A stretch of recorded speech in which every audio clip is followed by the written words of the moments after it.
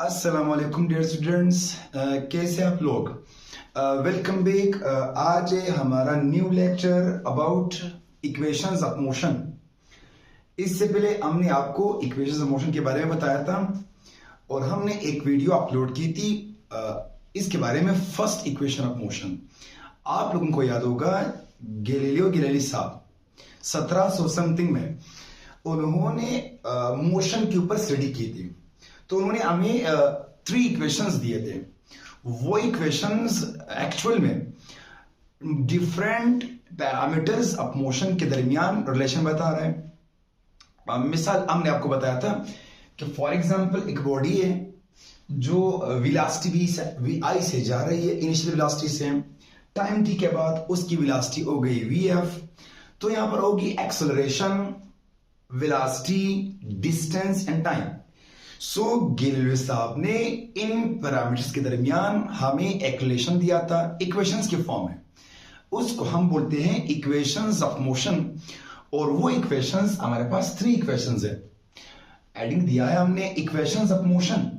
Motion तो सब जानते हैं, if a body changes its position with respect to some observer then the body is said to be in state of motion.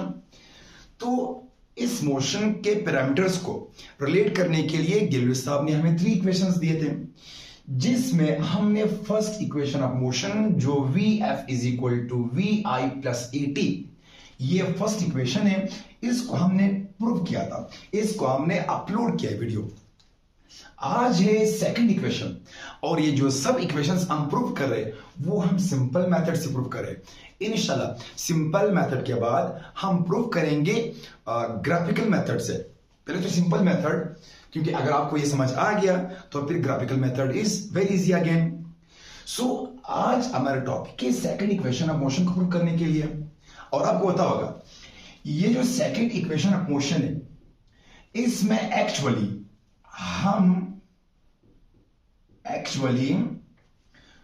we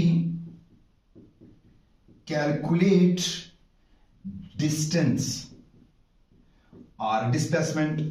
इसमें हम actual में क्या calculate करते हैं? इसमें हम एक्चुअल में डिस्टेंस या डिस्प्लेसमेंट कैलकुलेट करते हैं। सो इसको प्रूव करने के लिए हम पहले डायग्राम को एक्सप्लेन करते हैं। फॉर एग्जाम्पल एक बॉडी जिसका मास फॉर एग्जाम्पल एम है, जिसकी मास क्या है? एम है। ये बॉडी इस डायरेक्शन में फर्ज करें वी आई वेलोसिटी यानी इनिशियल वेलोसिटी से मूव कर रही है, इनिशियल वेलोसिटी से। तो जब ये वेलोसिटी कुछ देर के लिए चली, ये बॉडी आगे जाकर टाइम टी के बाद फर्ज करें इसकी वेलोसिटी बन गई V F. Vf means final velocity। इसकी अभी जो वेलोसिटी वो फाइनल है, पहले क्या थी? इनिशियल। अब इस दौरान क्या इस बॉडी ने यहां से पॉइंट ए से पॉइंट बी तक आते हुए क्या इस बॉडी ने डिस्टेंस कवर किया या नहीं किया? ऑफ कोर्स किया। और आपको पता है हम यही डिस्टेंस कैलकुलेट करते हैं। अब इस दौरान जब ये इस बॉडी की वेलोसिटी वी आई सी वी एफ बन गई तो क्या टाइम टी के अंदर इसके अंदर एक्सेलरेशन आ गई या नहीं? क्योंकि acceleration means the time rate of change of velocity. अब टाइम टी के अंदर इसकी वेलोसिटी चेंज हो गई तो एक्चुअल में क्या है? एक्सेलरेशन। फर्स्ट इक्वेशन में हमने इसको प्रूव किया था। फर्स्ट इक्वेशन में हमने एक्सेलरेशन से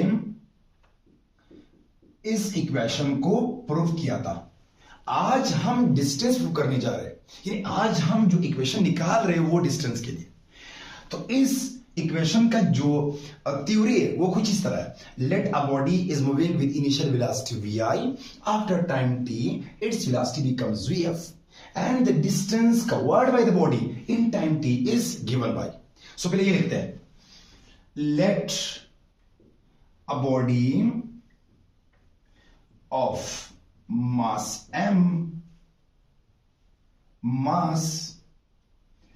m is moving with initial velocity vi after time t, its velocity becomes vf. The distance covered by the body is given by the distance covered by the body is given by। यानी हम क्या calculate करने जा रहे हैं? हम calculate करने जा रहे हैं डिस्टेंस को, क्योंकि आज हमारा जो इक्वेशन है वो है डिस्टेंस के लिए। सॉरी, इट्स वेरी हॉट, बहुत गर्मी है, पसीना आ रहा है। हम डिस्टेंस कैलकुलेट करते हैं। क्या? डिस्टेंस।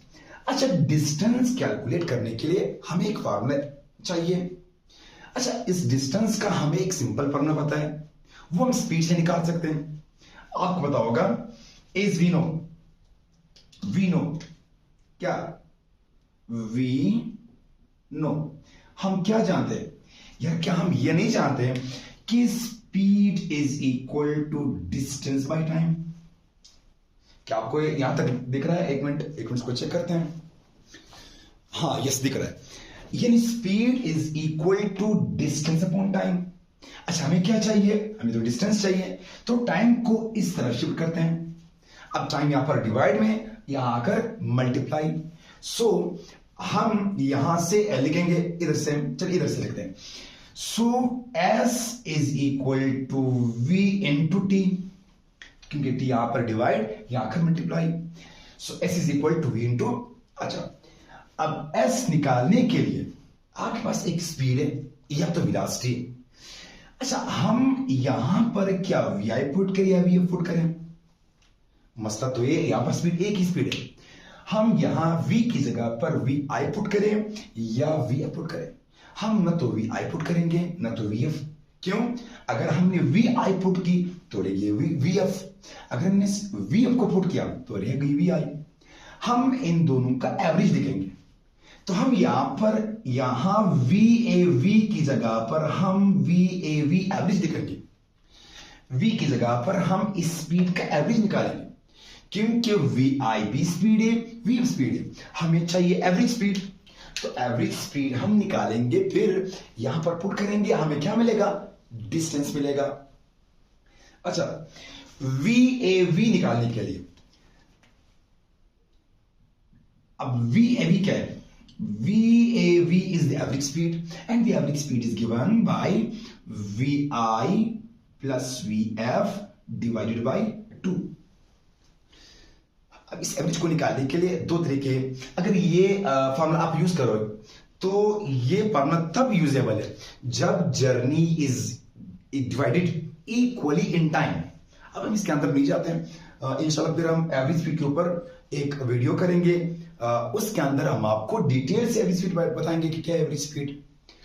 फिलहाल हम VI VF की ये फॉर्मूला यहां पर पुट करते हैं। So S is equal to VI plus VF divide by 2 into T।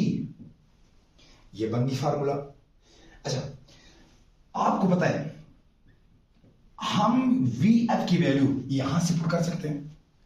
VF is equal to VI plus, so VF is equal to VI plus AT। अब इसको उठाकर हम यहां पर पुट करते हैं, तो हमें मिलेगी formula S is equal to VI अपनी जगह, अब V की जगह पर हम plus VI plus AT put करते हैं। डिवाइड बाय क्या है? डिवाइड बाय 2 है, इनटू टाइम है। अब VI को VI के साथ ऐड करें तो क्या बन जाएगी? 2VI। यानी S is equal to 2VI plus AT upon 2 into what T। अब इस एल्सियम को ब्रेक करते हैं, ये 2 इसकी भी है, इसकी भी है।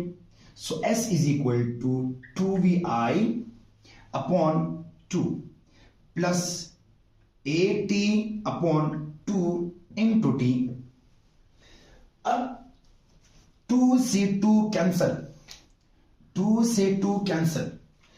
अब ये टी अंदर जाकर मल्टीप्लाई होगी, तो प्लस इंटू प्लस प्लस, यानी वी आई टी बनेगी।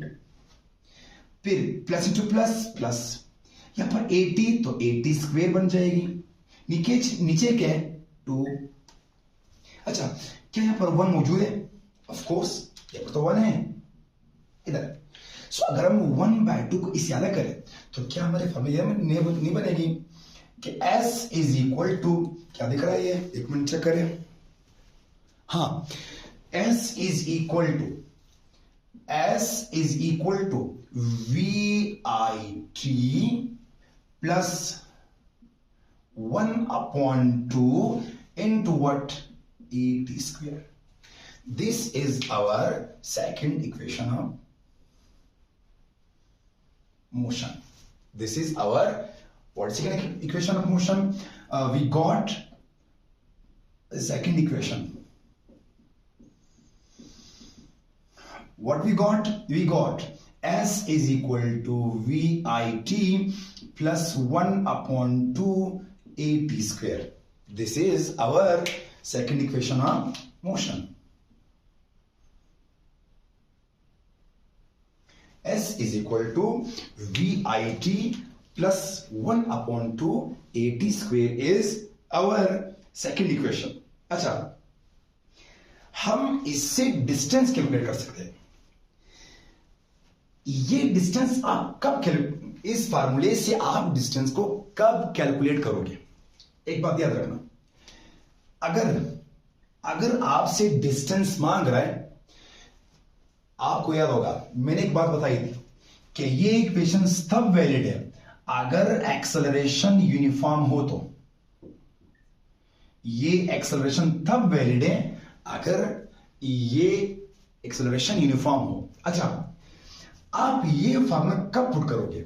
आपने इस फार्मूले को तब पुट करना है अगर वो आपसे टाइम t के अंदर डिस्टेंस मांगे।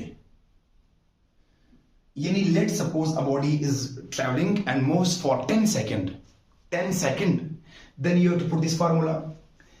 अगर if distance is required in nth second, what nth second, अगर आपसे वो डिस्टेंस मांग रहा है nth सेकंड में, किस सेकंड में?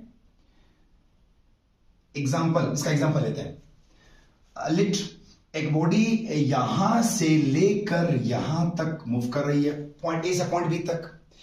तो इसकी जो टाइम ली, लेट सपोज वो है 5 सेकेंड्स। अगर आपसे ये पूछ लें कि find the distance covered by the body in 5 seconds, तो आपने कौन सा फॉर्मूला पुट करना है? आपने वही फॉर्मूला पुट करना है, s is equal to v i t plus 1/2 AT square. लेकिन अगर वो आपसे बोले कि ये बॉडी जब यहां से स्टार्ट यहां तक आ रही थी, तो थर्ड सेकंड के दौरान, थर्ड सेकंड में 1 2 3 4 5 सेकेंड्स है, यानी आपकी जर्नी में 5 सेकेंड्स है। तो हमसे बोल रहे थर्ड सेकंड में, थर्ड nth सेकंड, क्या third second is nth second, second second, fourth second, fifth second, first second, then ये फॉर्मूला गलत है। फिर आपने जो फार्मूला पुट करना है वो क्या है? वो फार्मूला है as covered in nth second is equal to vi plus a by 2 into 2n minus 1. S nth second one is equal to vi plus a by 2 into 2n minus 1, where n is number of second। यानी जिस second के अंदर आपसे वो मांग रहा है, n दिख रहा है, यहां तक दिख रहा है, clear? Yes, where n number is nth second, जिस सेकंड के अंदर वो आपसे मांग रहा है, थर्ड है, फोर्थ है, फिफ्थ है, नाइन्थ है, जो भी है, तो आपने फॉर्मूला पुट करना है। अच्छा, बाज़ औक़ात ये बन गई फर्स्ट इक्वेशन। सेकंड वन, ये बन गई second equation two calculate distance. एक और है, बाज़ औक़ात चूंकि ये डिस्प्लेसमेंट भी हो सकता है, तो हमें इनिशियल पॉइंट से पहले ही से कुछ डिस्प्लेसमेंट या डिस्टेंस तय कर बॉडी से हमें पूछ रहा है कि आप इनिशियल पॉइंट से, ये मिसाल, चलिए एग्जांपल ले लेते हैं, इसको ग्राफ समझते हैं कि इधर लेट्स सपोज आपका ये एक्स वाई एक्सिस है, it is y positive, x positive, x negative, y negative, दिख रहा है, x positive, y positive, yes, x positive, इसको सही तरीके से बनाते हैं, एक minute, sorry for that, okay, y negative, इसको बोलते हैं ओरिजिन ओ, क्या बोलते हैं इसको, ओरिजिन ओ। अब इस साइड पर डिस्प्लेसमेंट नेगेटिव है, इस साइड पर पॉजिटिव है, ऊपर नेगेटिव है, नीचे सॉरी ऊपर पॉजिटिव, नीचे क्या है, नेगेटिव है। अगर एक बॉडी पहले ही से ओरिजिन ओ से लेट सपोज यहां पर मौजूद है पॉइंट ए, तो क्या इस बॉडी ने ओरिजिन ओ से यहां तक डिस्प्लेसमेंट एस नेगेटिव में कवर किया, नहीं कवर किया इस साइड पर? ऑफ कोर्स कवर किया, इसकी कुछ और वैल्यू होगी। अगर ये बॉडी यहां से स्टार्ट यहां तक आ जाए, यहां से यहां तक लेट सपोज पॉइंट बी तक, और आपसे मांग ले कि बताए इस बॉडी ने ओरिजिन ओ से बी पॉइंट तक कितना डिस्प्लेसमेंट कवर किया है, तो आपके फार्मूले के अंदर अगर बॉडी यहां से आ और आप पुट करोगे तो आपका आंसर गलत आएगा। फिर आपने क्या करना है, आपने इसके मुताबिक जो फार्मूला पुट करना है वो ये है, किधर लिखेंगे, एक मिनट, इसको ऊपर शिफ्ट करते हैं, इसको ऊपर, यानी इस वाले फार्मूले को हम कहां पर लिखेंगे, ऊपर, सॉरी फॉर दैट, एक मिनट, ओके, यहां से यहां जो फार्मूला आप पुट करोगे वो है S is equal to x naught, where x naught is the initial displacement। जो जिस बॉडी ने ओरिजिन ओ से पहले ही कुछ डिस्प्लेसमेंट कवर किया है, आपने उसको यहां पर पुट करना है, plus VIT plus 1/2 AT square. फिर आपका जो इक्वेशन है वो ये बन गया। अगर बॉडी ने पहले ही से कुछ डिस्प्लेसमेंट कवर किया होगा तब आपने इस फार्मूले को पुट करना है, सही है। तो बन गई 3 फार्मूलाज हमारे पास, ये third, this is our third formula. अगर आपसे डिस्टेंस मांग लें, डिस्प्लेसमेंट मांग लें टाइम टी के अंदर, तो फिर ये फार्मूला सही है। और अगर आपसे डिस्टेंस या डिस्प्लेसमेंट मांग ले nth सेकंड में, फिर ये नहीं, फिर ये सही है। और अगर आपसे पहले ही आपको कुछ डिस्प्लेसमेंट या डिस्टेंस दे और आपसे पूछ ले कि बताए अब कितनी डिस्प्लेसमेंट कवर की, तो फिर आपका जो ये फार्मूला, ये भी ट्रू नहीं है, ये भी नहीं है, तो आपने फिर इसको पुट करना है, इस फार्मूले को। ये हमारा equations of motion second one, जिसको हमने सिंपल तरीके से प्रूफ किया। कोशिश करेंगे हम कि थर्ड इक्वेशन ऑफ मोशन को प्रूफ करने के बाद हम यही इक्वेशंस को प्रूफ करेंगे, किससे, ग्राफिकल मेथड से। आई होप आप लोगों को समझ आ गया होगा, उम्मीद है इसके अंदर कुछ मसला नहीं होगा। अगर फिर भी आपको कुछ मसला है तो आप कमेंट सेक्शन में पूछ सकते हैं। Please support and follow us. मिलते हैं नेक्स्ट लेक्चर में, तब तक के लिए अल्लाह हाफिज।